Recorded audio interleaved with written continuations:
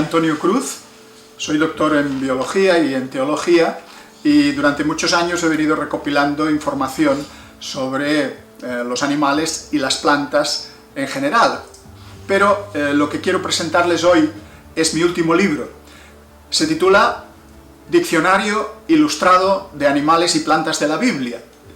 Va a ser publicado por la editorial CLIE próximamente y ha sido una obra, yo creo que va a ser la principal obra de mi vida después de haber escrito una veintena de libros, porque creo que viene a llenar un hueco en el mundo cristiano, en el mundo sobre todo evangélico, protestante.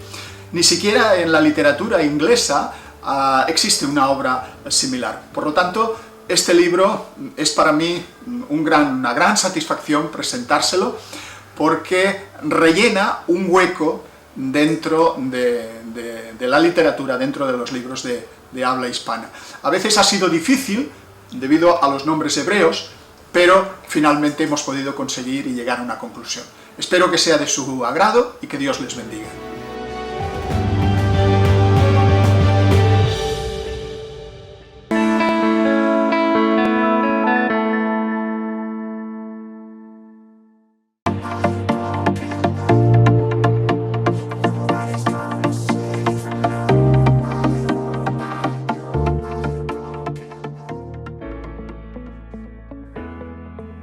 Hola, ¿qué tal? Bienvenidos a todos una vez más a una charla, un conversatorio con autores aquí en Librería Maranata. Nos alegra y nos da mucho gusto que puedan estar participando, que nos puedan estar viendo a través de las redes sociales. El día de hoy vamos a tener a un invitado súper especial, el doctor Antonio Cruz, que es múltiple autor de libros como Posmodernidad, Adiós por el ADN, La ciencia encuentra a Dios, Adán y Eva frente a Darwin y otros títulos que pueden conseguir a través de Librería Maranata. Los invitamos a que nos puedan seguir a través de las redes sociales y nos visiten en el área metropolitana, en nuestras sucursales y en su sucursal favorita. Así como el día de hoy tenemos una presentación al más reciente libro, bueno, es un diccionario enciclopédico de la editorial CLIE. El autor es doctor Antonio Cruz. Es el diccionario enciclopédico de animales y plantas de la Biblia, y para nosotros es un gran honor que pueda hoy participar en esta charla y nos envíen incluso sus preguntas si tienen alguna por nuestras redes sociales. Doctor, muchas gracias por este tiempo que nos ha brindado en esta tarde. Agradecemos primeramente a Dios porque ha capacitado personas como usted para que puedan compartir a través de su material de apoyo a las personas, a los seminaristas, a los pastores, y sobre todo el día de hoy nos emociona mucho saber que tenemos un diccionario en español de animales y plantas de la Biblia, que incluso podría decir que no hemos encontrado ninguno ni en inglés, y para nosotros es una gran bendición que usted esté hoy con nosotros. Nos gustaría que se presente con nuestro público y nos hable más acerca de su trayectoria y de esta iniciativa que tiene hoy. Muchas gracias por su presentación y muchas gracias, Renata, por esta oportunidad de poder presentarme desde España. Estamos un poquito lejos, pero esperemos que podamos comunicarnos bien.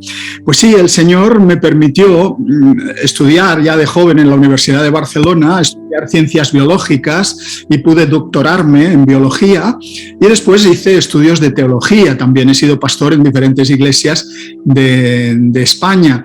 Entonces, esas dos tendencias, la biología y la teología, me han permitido durante muchos años, casi 40 años, ir acumulando información, imágenes, fotografías, primero fotografías con cámaras no digitales, analógicas, y después con cámaras digitales, y esa trayectoria de tantos años pues ahora se ha concretado en este diccionario de animales y plantas de la Biblia. Y es para mí un gran placer, un gran privilegio poder presentar a la Iglesia en todo el mundo de habla hispana esta herramienta.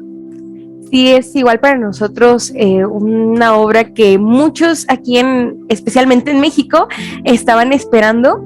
Muchos clientes nos preguntaban en la librería, ¿cuándo nos llega el diccionario de plantas y animales? Y nosotros estábamos de pronto, ¿no? Y ahorita que lo tenemos, quisiera preguntarle, ¿cómo surge la idea de este diccionario de animales y plantas? ¿Cómo es que usted lo llevó a tomar una decisión como esta y sobre todo por la investigación exhaustiva que tiene este diccionario? Bueno, yo creo que en la Biblia, tanto en el Antiguo como en el Nuevo Testamento, se da mucha información, se le da mucha importancia a los seres vivos que forman parte de la creación, junto con el ser humano. Por ejemplo, en el primer libro, ya en Génesis, se nos habla de la importancia que tenían las plantas y los animales en el orden de la creación y para interactuar con el hombre. El ser humano no puede vivir sin plantas y sin animales, es incapaz. Según el autor de Génesis, todos estos organismos aparecieron en la tierra antes que la especie humana.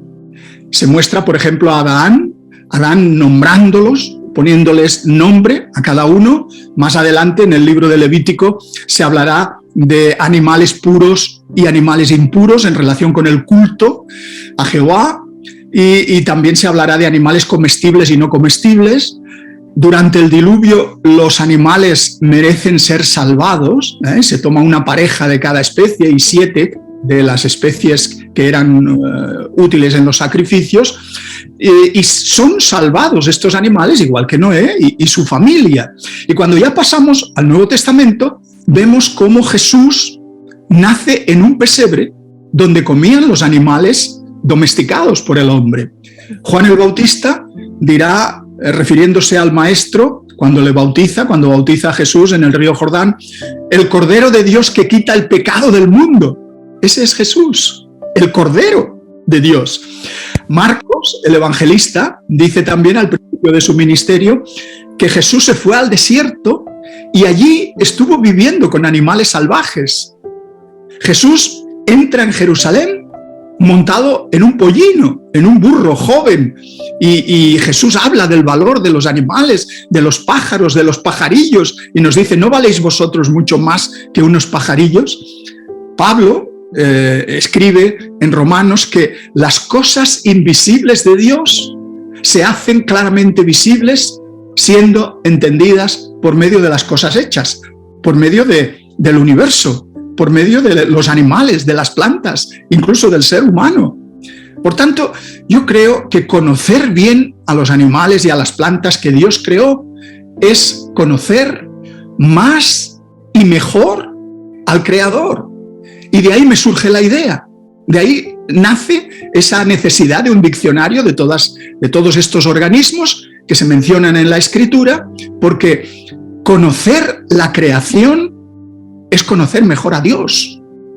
La Biblia es la palabra de Dios y la Biblia contiene su voluntad para el ser humano, pero el estudio meticuloso y científico de los seres vivos nos acerca más a la identidad del Altísimo, y esta es la razón principal de este diccionario. Wow, sí, vemos en las Escrituras esa referencia, ¿no? El Salmo 19, los cielos cuentan la gloria de Dios y el afirmamiento, pues la obra de sus manos, y es verdad. Vemos que pues usted es un doctor en la materia y vemos que es un trabajo como ningún otro. Le comentaba al inicio de la charla, creo que no hay un material, no había ningún material en español ni en inglés que pudiera ayudar al cristiano o a cualquier miembro de la iglesia a ver estas definiciones, ¿no? De los animales y las plantas en el contexto bíblico. ¿Hubo algunas definiciones en las cuales usted pensó que podrían ser controversiales? Porque vemos conceptos en el diccionario como el de Lilith o el de Leviatán, y me gustaría que nos compartiera cuál fue su experiencia con estas definiciones.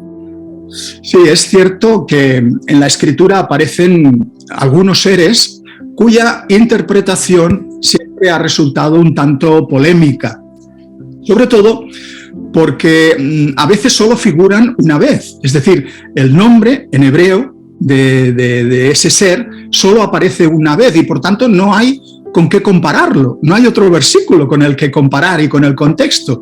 Este sería, por ejemplo, el caso al que se refiere usted, el caso de Lilith. Solo se menciona en el libro de Isaías, en el capítulo 34 y el versículo 14. Y bueno, eso es lo que los expertos llaman un hapax legomenon, es decir, una palabra que solo aparece una vez en la Biblia. Bueno, en el caso de Lilith se ha especulado acerca de si se trataba de una figura terrorífica de las mitologías mesopotámicas y cananeas que pudo influir en el pueblo hebreo y que supuestamente tenía rostro de una mujer bella y el cuerpo de un dragón. Otras versiones hablan de un monstruo nocturno que salía por la noche sediento de sangre para devorar a los humanos, principalmente a los bebés, se dice, y hacer abortar a las mujeres gestantes. Incluso algunos rabinos judíos decían que Lilith había sido creada por Dios antes que Eva y que habría sido la primera esposa, la primera mujer de Adán. Pero igual que Satanás, esta Lilith supuestamente habría abandonado el paraíso, había abandonado a su esposo Adán, convirtiéndose así en un demonio que raptaba a los niños en sus cunas por las noches y que inducía a los adultos al adulterio.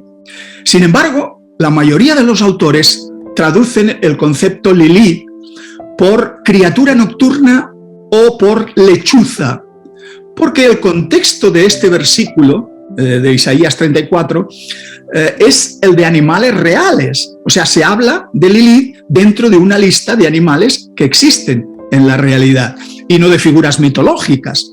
Además, en hebreo, Lilith significa etimológicamente movimiento de torsión, o sea, algo que es capaz de retorcerse, lo cual encajaría bien con la capacidad que tienen las lechuzas de girar la cabeza a los lados unos 270 grados.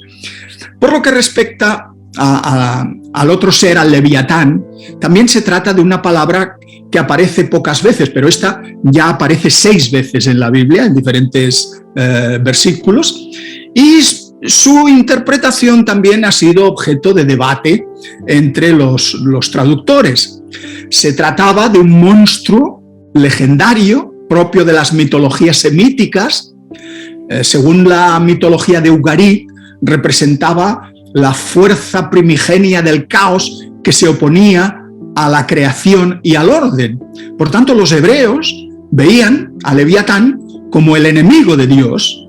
Sin embargo, algunos autores, como los creacionistas de la Tierra Joven, creen que podría haber sido alguna especie de cocodrilo gigante, de caimán enorme. Se han encontrado fósiles de caimanes que tienen más de 10 metros o 15 metros de longitud, o algún otro reptil prehistórico que quizás pudo haber sobrevivido hasta aquella época y que los hombres pudieron haberlo visto.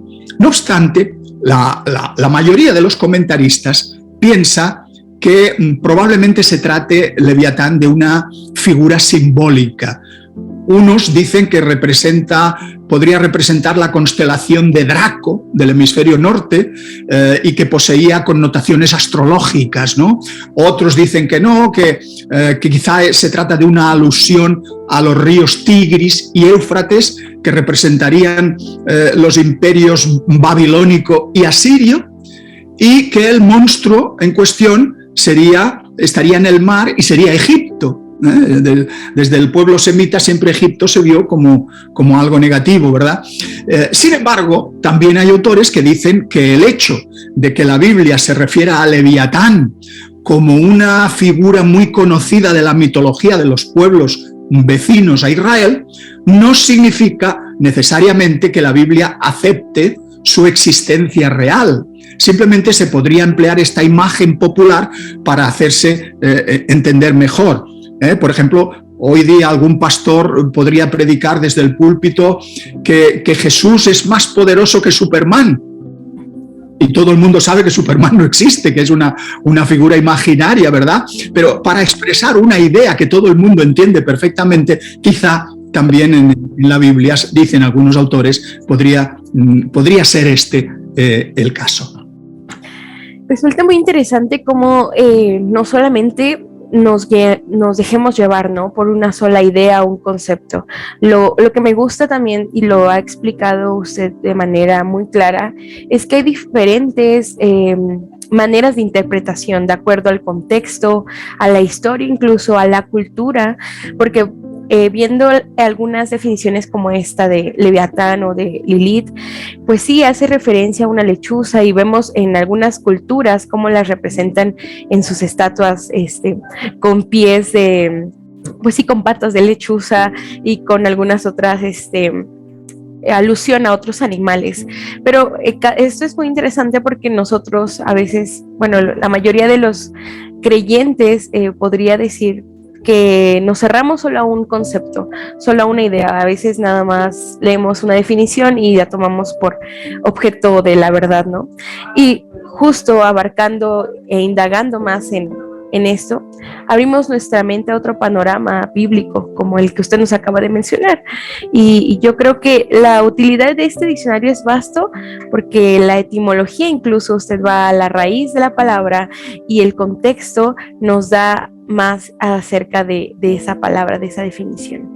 ¿Cómo el cristiano, doctor, puede echar mano de este excelente material? ¿Cómo es que usted le puede recomendar a un pastor, a un estudiante o a un hermano que quiere saber más sobre este diccionario? Sí, bueno, yo creo que siempre que se lee la Biblia, tanto si es para el devocional personal, es decir, el crecimiento espiritual de la persona, tanto si es para hacer un estudio bíblico o para preparar un sermón o escribir un artículo, etc., con frecuencia aparecen nombres de animales o plantas que forman parte de los textos bíblicos.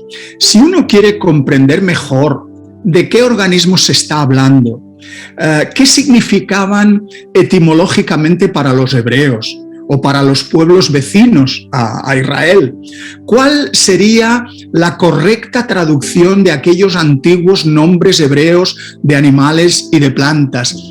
¿Qué imágenes populares se asociaban a estas distintas especies?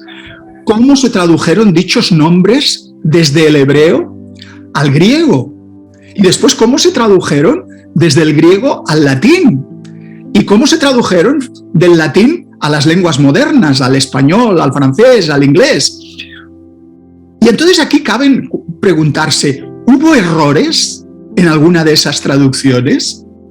¿O la traducción que tenemos ahora en nuestras Biblias, en nuestras versiones bíblicas, es fiel al texto original?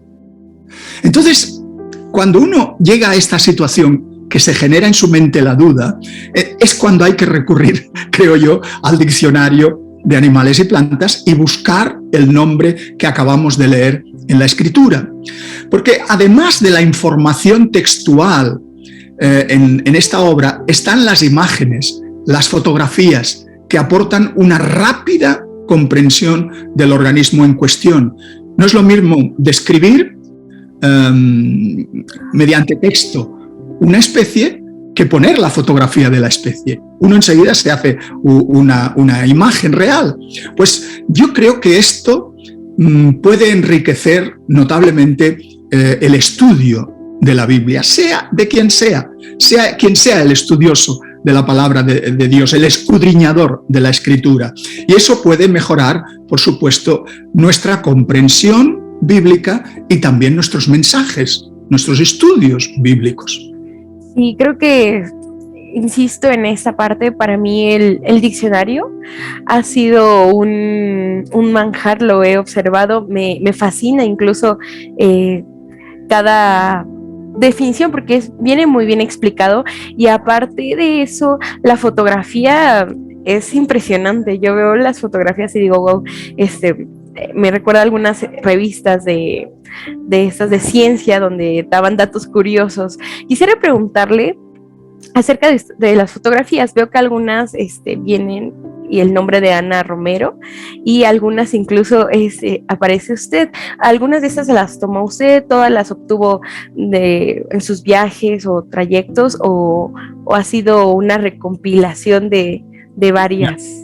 Bueno, la inmensa mayoría, cuando no se dice nada en la imagen, la inmensa mayoría de las fotos las he ido tomando yo a lo largo de mi vida, a lo largo de varios viajes que he ido realizando a Israel, a Egipto, a todas las tierras bíblicas. Algunas las tomaba en diapositivas y tuvieron que luego ser digitalizadas.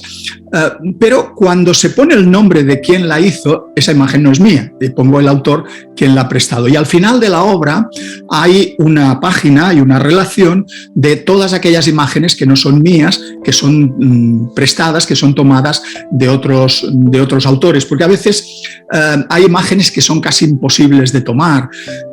Por ejemplo, hay plantas que solo crecen en el Himalaya a una determinada altitud.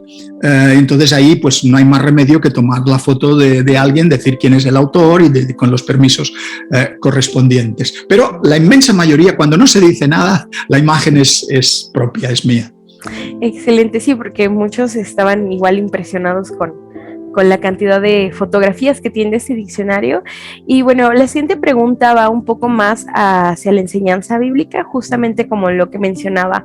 ¿Cuál es la mejor manera para darle una interpretación a los animales bíblicos, incluyendo la flora y fauna? Esto con el fin de que en la mayoría de la Biblia vemos este uso de analogías o metáforas con los animales, ¿no? Por ejemplo, que renovará nuestras fuerzas como las de un búfalo, que Dios, bueno, una infinidad, ¿no?, de textos referenciales. ¿Qué nos puede compartir respecto a esto, hermano? Sí, es cierto, la Biblia está llena de analogías que se refieren tanto a las plantas como los animales. Un grano pequeño como una mostaza, que se hace un árbol y luego vienen las aves y hacen sus nidos a él. Y los animales pues igual, tanto en el Antiguo como en el Nuevo Testamento.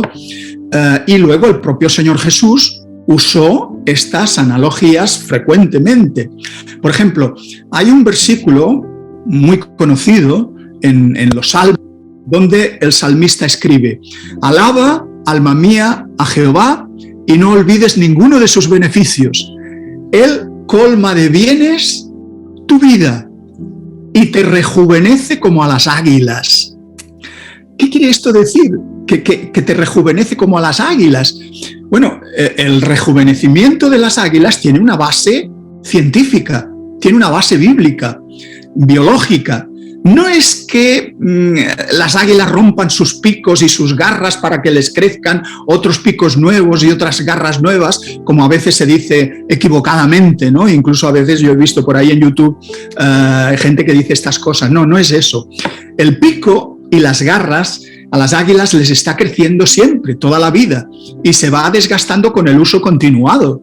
Les crecería siempre si no fuera por ese desgaste del uso. En cambio, la muda de las plumas, el cambio periódico de ese plumaje es para mantener siempre el buen funcionamiento en el vuelo. Y todas las águilas, todas las aves rapaces mudan su plumaje. En el caso concreto del águila real europea, que es una de las águilas más simbólicas que tenemos aquí, en latín sería el Aquila chrysaetos, la muda completa de sus plumas de vuelo se realiza cada 2 años, un periodo de 2 años. Durante ese tiempo, el animal padece un cierto estrés fisiológico, ve reducida su capacidad de vuelo. Al quedarse con menos plumas, disminuye la temperatura de su cuerpo y entonces necesita más energía, necesita comer más. Se ve envejecida y su aspecto general es peor. Sin embargo, cuando termina ese periodo de 2 años de la muda, al adquirir nuevas plumas, se rejuvenece y parece un ave completamente diferente, tal como dice la Biblia. Y esta idea se recoge también en el libro de Isaías. En Isaías se dice: pero los que esperan en Jehová tendrán nuevas fuerzas, levantarán alas como las águilas, correrán y no se cansarán, caminarán y no se fatigarán. Estas aves pueden elevarse valiéndose de lo que se llaman corrientes térmicas, que son como columnas de aire cálido que suben desde el suelo. Cuando el suelo se calienta por el sol, asciende el aire caliente desde el suelo hacia arriba. Solo tienen, para mantenerse en el aire, que extender las alas y volar en círculos en el interior de esas columnas invisibles de aire caliente. No dependen de sus fuerzas para ganar altura y desplazarse a grandes distancias. Y se han hecho estudios con las águilas mediante técnicas electrónicas de anillamiento y se ha podido comprobar que algunas águilas pueden volar incluso por encima de los 6.000 metros de altitud. Esto es mucho para un ave. Algunos se burlaban de la Biblia, se burlaban de estos versículos en el pasado, porque creían que las águilas gastaban mucha energía para volar. Pero en el año 1975 se descubrieron unas ranuras en los extremos de las alas de las águilas que les permitían que las 6 plumas terminales de cada ala se doblaran hacia arriba mientras ellas planeaban por el aire. Claro, esto reducía el tamaño de los vórtices. Los vórtices son pequeños remolinos de aire que se forman en los extremos de las alas. En la punta de cada una de estas 6 plumas se formaba un vórtice que facilitaba notablemente el vuelo. Estas ranuras reducen la fricción del aire, permitiendo que puedan desplazarse sin necesidad de mover apenas las alas. De hecho, muchas compañías aéreas han doblado hacia arriba los extremos de las alas de sus aeronaves comerciales para eliminar parte del rozamiento y de esta manera ahorrar bastante combustible. La analogía del Antiguo Testamento es clara. Quienes esperan en el Señor renovarán sus fuerzas como les ocurre a las águilas. ¿Por qué? Porque el Espíritu de Dios estará siempre con ellos. Esta es la idea que se pretende transmitir. También en el Nuevo Testamento encontramos analogías muy claras. El Señor dice que es nuestro pastor. Y es nuestro pastor de 2 maneras. Es nuestro buen pastor porque Él da su vida por las ovejas. Y en segundo lugar, las ovejas conocen su voz y le siguen. Esto es lo que nos cuenta el evangelista Juan en el capítulo 10. Dios está aquí usando la analogía de las ovejas y su naturaleza para decir cómo somos nosotros, cómo somos los humanos, cómo somos los creyentes o los que todavía no somos creyentes. Porque las ovejas tienen una tendencia natural a alejarse, a perderse. Y como creyentes nosotros también tenemos esa tendencia a hacer lo mismo. Los corderos perdidos están siempre en peligro de ser atacados, incluso de ser muertos por ahogamiento, por caídas desde los acantilados, etc. Del mismo modo, dentro de nuestra propia naturaleza hay una fuerte tendencia a ir por el mal camino. Esa tendencia al pecado, al mal, que todo ser humano lleva dentro.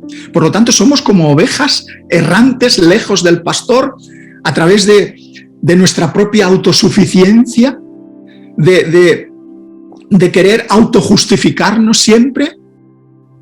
Eso está en nuestra idiosincrasia, en nuestro carácter. Rechazar a Dios, romper con sus mandamientos, alejarnos de Él. ¿Y qué ocurre? Pues que cuando hacemos esto, corremos el riesgo de perdernos, incluso de olvidar el camino de regreso a Dios. Y por otra parte, cuando nos alejamos del Señor, pronto nos vemos enfrentados a un enemigo tras otro que nos va a atacar de muchas maneras. Las ovejas son criaturas básicamente indefensas, que no pueden sobrevivir mucho tiempo en el campo sin un pastor que las cuide, porque son totalmente dependientes de su pastor. Del mismo modo, como ovejas, nosotros somos también dependientes del Señor para que nos guíe, para que nos proteja, para que nos cuide. Las ovejas son animales mudos, que no aprenden bien, que son muy difíciles de entrenar, de enseñar. Apenas no tienen muy buena vista las ovejas, ni tampoco oyen muy bien. Son animales lentos que no pueden escapar de los depredadores, tampoco son muy veloces corriendo. No tienen ningún camuflaje, no tienen armas de defensa como garras, pezuñas o mandíbulas potentes. Y por otra parte, las ovejas son muy asustadizas. Se asustan fácilmente y llegan a ser confundidas. Los pastores de los tiempos bíblicos enfrentaban peligros increíbles cuidando de las ovejas, porque ponían su propia vida en riesgo para luchar contra animales salvajes como lobos, leones, osos, que amenazaban al rebaño. Con el fin de ser buenos pastores, tenían que estar dispuestos a dar su vida por las ovejas. Bueno, esto es lo que dice Jesús. Jesús declaró que Él es nuestro pastor y lo demostró dando su vida por nosotros. Dice Mateo, el Hijo del Hombre no vino para ser servido, sino para servir. ¿Y para qué? Para dar su vida en rescate por muchos. Por tanto, como ovejas, nosotros todos necesitamos también un pastor. Bueno, Dios está aquí usando la analogía de las ovejas para hablar de nosotros mismos. Por lo tanto, la mejor manera de interpretar los animales y las plantas de la Biblia es estudiar las analogías que hace Jesús y que hacen los profetas del Antiguo Testamento. Estudiando esos ejemplos que pone Jesús y que ponen los profetas, a nosotros a lo mejor se nos puede ocurrir, viendo cómo es las características, la definición de cada especie, se nos pueden ocurrir otras analogías que podemos usar en nuestra predicación, en nuestro testimonio a las demás personas. Wow, sí, es impresionante. Es maravilloso saber que Dios conoce su creación, Dios conoce lo que Él ha formado y utiliza justo esas características para poner ejemplos al hombre y que nuestro entendimiento pueda asimilarlo a algo, ¿no? Porque como con las parábolas igual, Jesucristo le explicaba. Y en esto pues también me gustaría preguntarle, hermano, abriendo un poco la idea, lo que nos comentaba al inicio de la explicación sobre las águilas. La ciencia actualmente, pues bueno, y desde hace tiempo, utiliza incluso como referencia a los animales para generar proyectos e invenciones, por ejemplo, los aviones, lo que nos comentaba de las águilas. Y bueno, como una característica principal, lo utiliza más pues las ciencias biológicas, la ingeniería, incluso la medicina llega a utilizar a los seres vivos para realizar proyectos. Hay una pregunta que nos hacen por este medio, que es ¿qué versión bíblica podría recomendar para complementar con este diccionario y que pueda ser útil para el que lo está leyendo, o algún otro material extra que nos pueda recomendar? Bueno, en el diccionario la verdad es que he trabajado con muchas versiones. Reina Valera del 60 y de diferentes años después, la Nueva Traducción Viviente, la Nueva Versión Internacional, la traducción al lenguaje actual, la versión hispanoamericana, Matthew Henry, la apologética, la arqueológica, etcétera, etcétera. He trabajado con todas. Me interesaba saber qué nombre daba cada versión a un determinado animal o a una determinada planta, porque es muy curioso cuando uno compara los versículos, el nombre de los animales, en todas las versiones, se da cuenta de las diferencias que hay. Por ejemplo, la Biblia habla de los conejos, pero resulta que en Israel nunca hubo conejos. Por ejemplo, en el libro de Levítico, en el capítulo 11, versículo 5, se dice: el conejo, porque es rumiante, pero no tiene pezuña partida, este animal será impuro para ustedes. Y más adelante, en el libro de los Proverbios, en el capítulo 30, versículo 26, se dice: los conejos, pueblo nada esforzado, y ponen su casa en la piedra. Otras versiones dicen en la roca, pero bueno, es que los conejos nunca hacen sus madrigueras, sus cuevas en la roca. No son capaces de eso. Hacen sus cuevas en la tierra blanda, en el suelo, no en la roca. Yo empecé a contrastar las distintas versiones y la Reina Valera, este versículo, pone conejos. La Nueva Versión Internacional habla de tejones.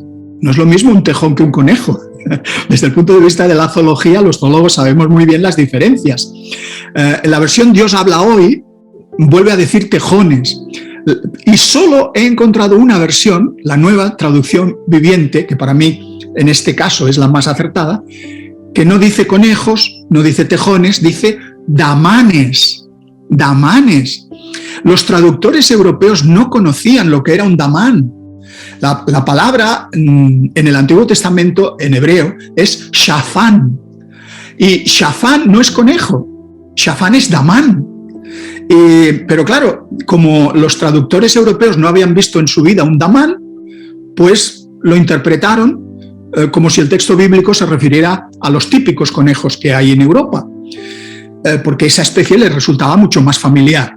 Sin embargo, el texto bíblico se está refiriendo a otra clase de animal, el damán de las rocas, que antiguamente se le llamaba el irax, con H-Y, irax, pero hoy la ciencia lo clasifica como Procavia capensis. Es un animal que existe en África también. En realidad es un animal que se asemeja mucho a una marmota o a un conejo de Indias grande. En Israel es muy común y es fácil fotografiarlo por todo el país. Los turistas lo fotografían subido a los árboles, se sube a las ramas de los árboles, no hay ningún conejo que se suba a las ramas de los árboles, y se sube a las construcciones humanas, a las acacias del desierto. Claro, este damán de las rocas, que era típico, era todo el mundo en Israel lo conocían, pues es al que se está refiriendo la Biblia. Y es un animal, es un mamífero que no tiene nada que ver con el conejo. Desde el punto de vista fisiológico, de su funcionamiento interno, cuando uno mira cómo es el tubo digestivo, cómo son los pulmones, cómo es el esqueleto, cómo es por dentro el damán, pues se parece a un elefante. Y eso que es un animal pequeñito, del tamaño de un conejo. Y se parece, tiene características como el esqueleto del rinoceronte, y no se parece en nada a un roedor o a un conejo. Antiguamente en Israel no había conejos, aunque sí había liebres, pero son diferentes, las liebres son más grandes y corren más. Al parecer, los fenicios también se confundieron con este animal, pero en sentido inverso. Cuando llegaron a las costas de la península ibérica, los fenicios en el año 1100 antes de Jesucristo, creyeron que los abundantes conejos que veían en España, los conejos ibéricos, eran damanes como los de su tierra. Y de ahí que le llamaran a España Hispania, con H, Hispania, que en realidad es I Shefan Im, que significa país de damanes, porque confundieron a los conejos españoles con damanes. En conclusión, no creo que haya una versión de la Biblia que se pueda decir, esta es la mejor. Desde el punto de vista, hablando claro, desde los animales y las plantas. Unas están más acertadas que otras en relación a las especies, pero no hay una que podamos decir, esta es la óptima, esta es la mejor. Yo creo que sería deseable, y es de suponer, que las versiones más recientes que vayan saliendo de la Biblia irán corrigiendo poco a poco estos nombres mal traducidos.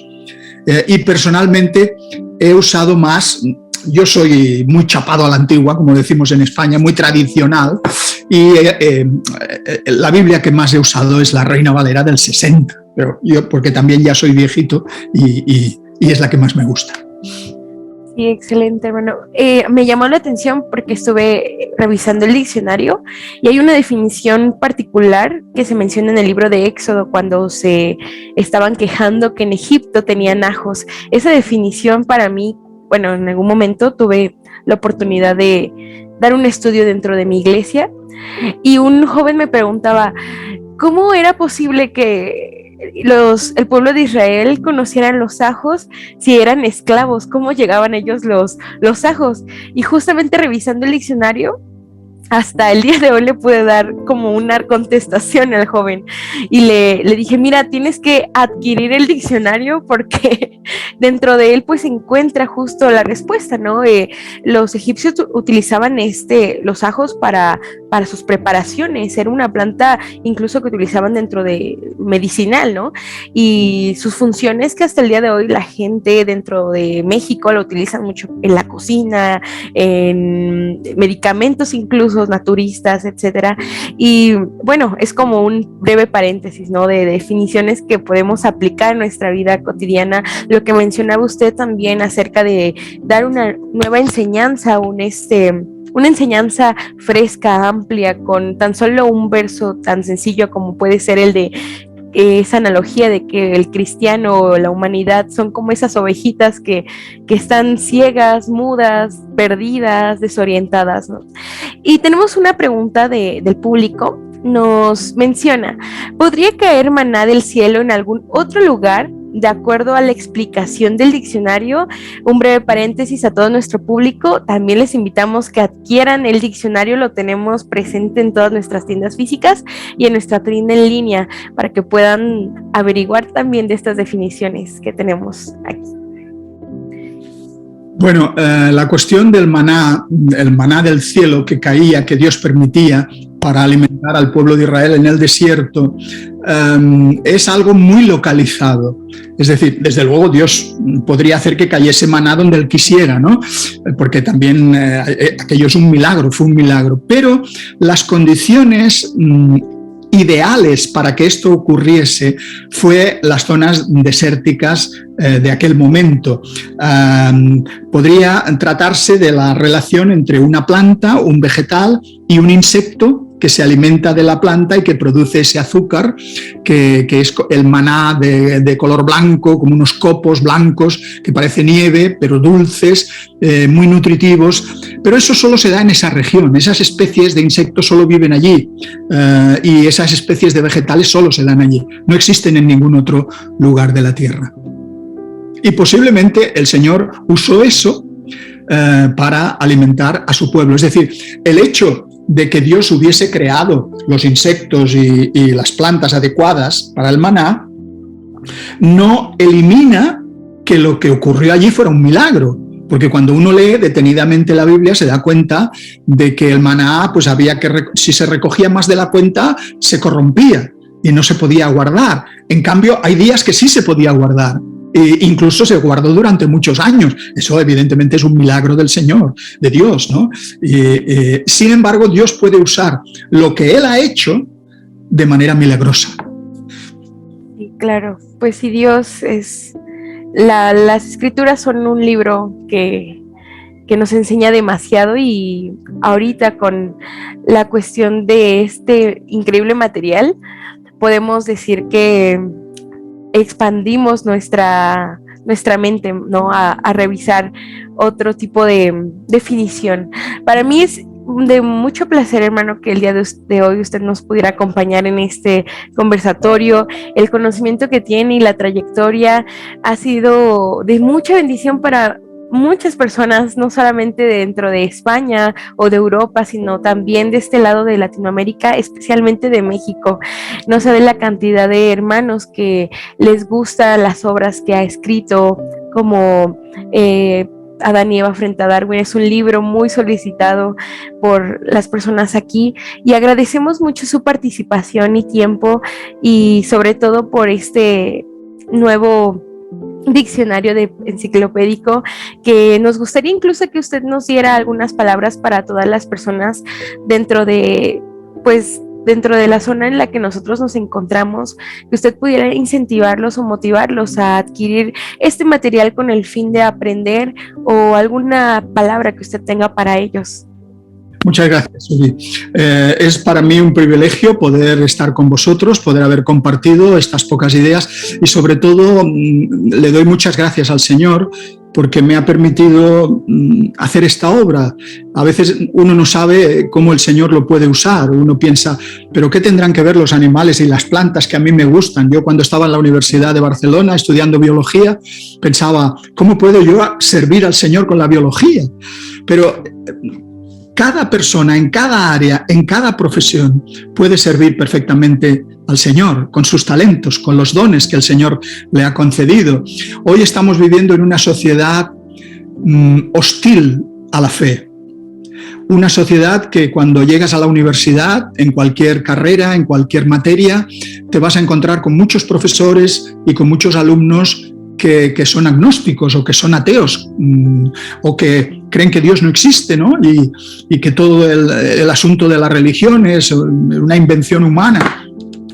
Entonces, hoy necesitamos, los creyentes, sobre todo las jóvenes generaciones, necesitan estudiar apologética, prepararse en la defensa de la fe. Hay que, en cada área, en cada disciplina, hay que profundizar, porque la ciencia no es enemiga de la fe.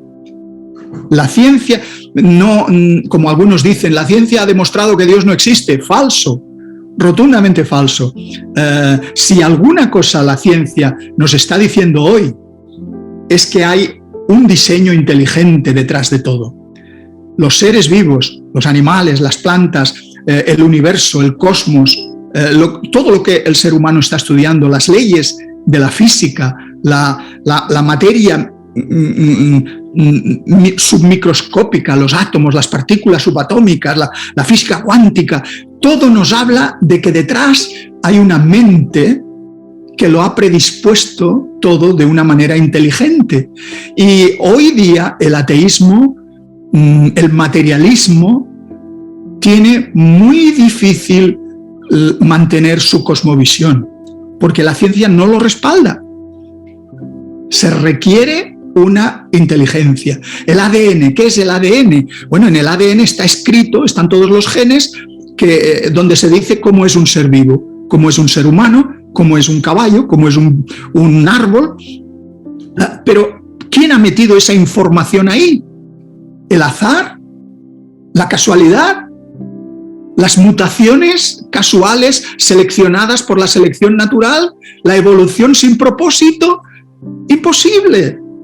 Se necesita una mente que haya metido esa información en el ADN para que las cosas resulten tan exactas, tan adecuadas, tan perfectas como son en la actualidad. Y eso, pues, es el mismo argumento que usó el apóstol Pablo en el libro de Romanos. Las cosas invisibles de Dios se hacen claramente visibles, siendo entendidas y nos reflejan que hay un creador.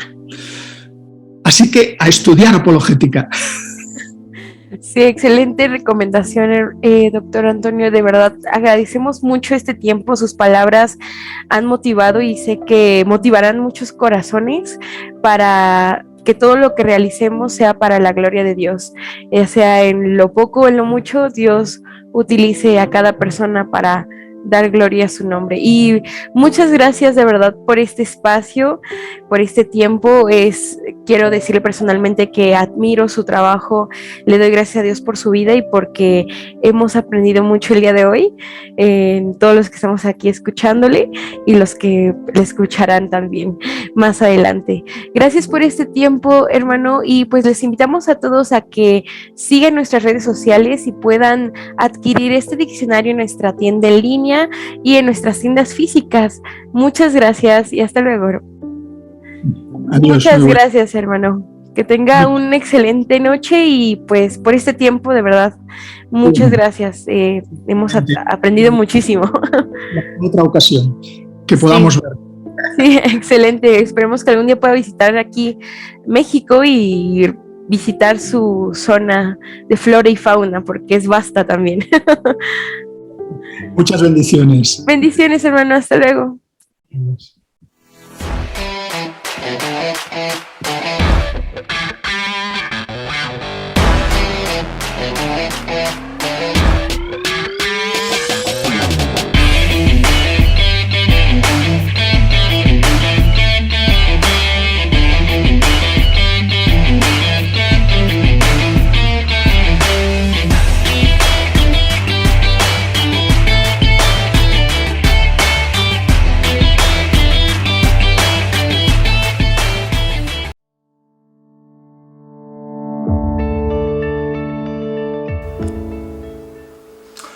Hola, soy Antonio Cruz, soy doctor en biología y en teología y durante muchos años he venido recopilando información sobre los animales y las plantas en general.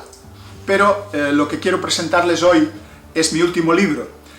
Se titula Diccionario Ilustrado de Animales y Plantas de la Biblia.